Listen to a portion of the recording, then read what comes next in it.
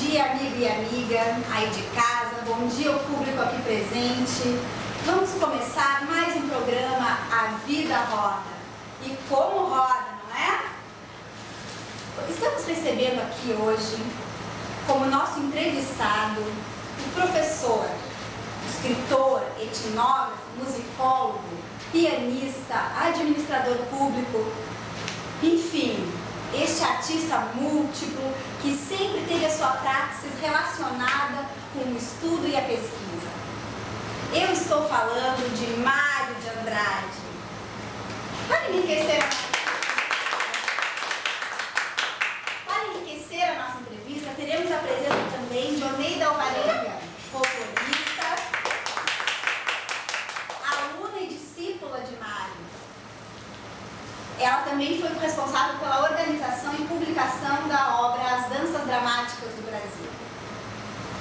É um tanto inacreditável, professor, dar-lhe bom dia hoje e desde já lhe agradeço a presença aqui no nosso programa. Viu como o público é realmente aficionado pelas suas obras, pelo seu trabalho? Maravilhoso! É inacreditável podermos ter esse momento aqui. Eu já lhe agradeço a presença de vir aqui na Escola de Teatro para participar do nosso programa, que hoje faz parte da atividade criativa da disciplina Processos de Encenação do curso de doutorado aqui do PPGAC, ministrado pela professora Sônia Rangel, que está até aqui pela sua presença. É um prazer. Que bom, o prazer também é nosso. A ideia aqui, professor, é fazermos um bate-papo informal. É muito bom poder estar aqui. Adoro a informalidade. Tanto que poderia responder as suas perguntas deitado numa rede, como fiz quando escrevi Macunaíma, lá na Chácara de Sapucaí, em Araraquara.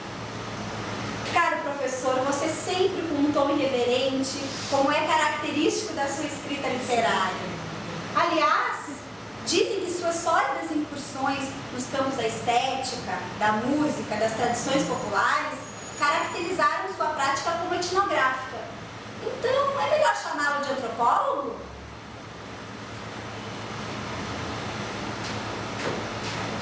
Se é preciso uma graduação em antropologia, então este não é o meu caso. Sou graduado em letras.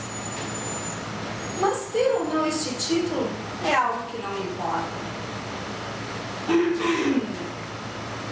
O fato é que, para entender a identidade cultural brasileira, senti a necessidade de buscar no campo, ou seja, na realidade da minha São Paulo, ou no contexto das manifestações populares do norte e nordeste do Brasil, o alimento para a minha criação, o alimento para o meu modo de ser e estar no mundo. Outro dia, li um texto de um autor francês chamado Patrick Bumard.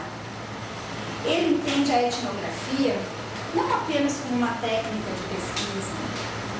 Para Bumard, a etnografia é um processo construído através de uma observação diferenciada.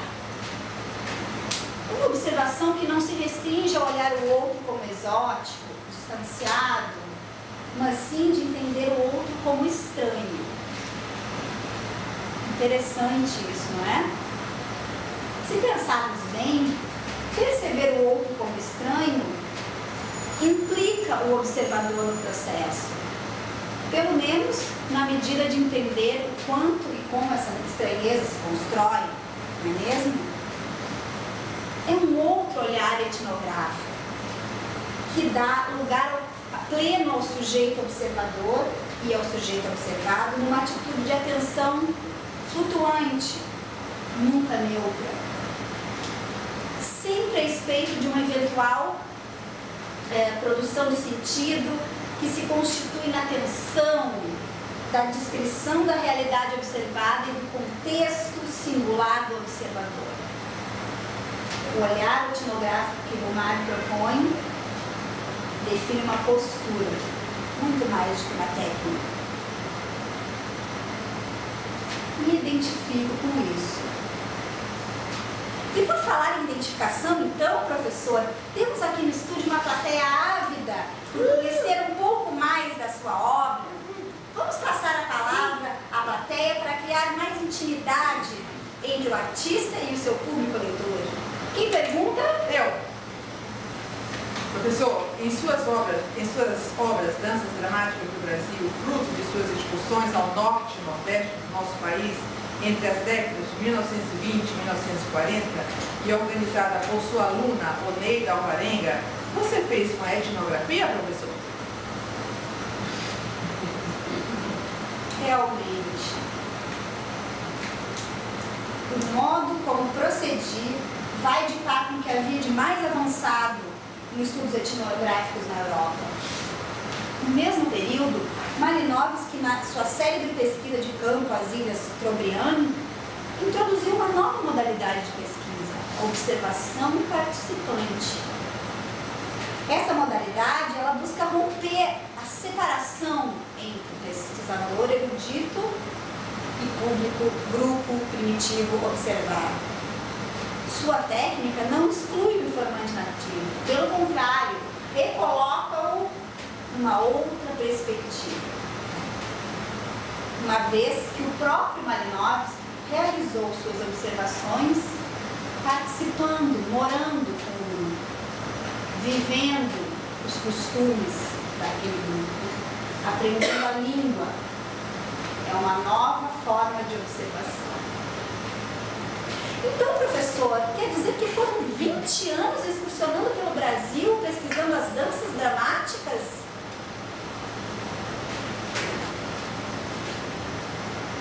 É. Lá se foram 20 anos excursionando pelo Brasil para observar as diferentes manifestações populares do nosso povo, atentar para suas minúcias, suas temáticas, seus ritmos, cantigas, todos os detalhes. Este convívio com as manifestações permitiu identificar não somente o fundo religioso ligado às práticas do sagrado e tradição das etnias ibéricas, africanas e ameríndigas que compõem o povo brasileiro, mas também serviu para atentar para as relações que se estabelecem com a simbologia dos contextos locais onde essas manifestações são praticadas. Essas relações permitiram o que eu chamo de deformação. Deformação das manifestações, ou seja, dando lugar a alguns bailados uma finalidade nova, que não sendo nunca falsa, o povo é falso nunca. Lembrem bem dessa frase. Não é mais originário, passa a ser conjuntamente profana e religiosa. Ou seja, religiosa na medida em que manifesta sua irreligiosidade. Professor, imagino como foi rico o seu contato com as mais diferentes manifestações culturais do nosso povo. Fale mais um pouco sobre isso.